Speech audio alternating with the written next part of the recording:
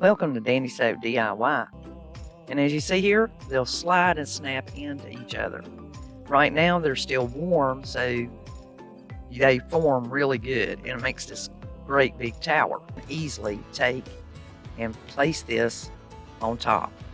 Ring of lights that you could use. You can actually drill a little hole through the center inside of them and run the lights up and put your battery pack in the bottom. This is where your wood glue that's made by the super glue company you find at Dollar Tree coverage. Stain actually accentuates the wood and raises the grain and shows off the actual wood grain. Now right now you're seeing it as it's still damp, so allow it to dry, and when it does, it's going to grab you a foam brick, and this particular LED light is of the place. Let's get to the decorating. So I'm going to teach you how I made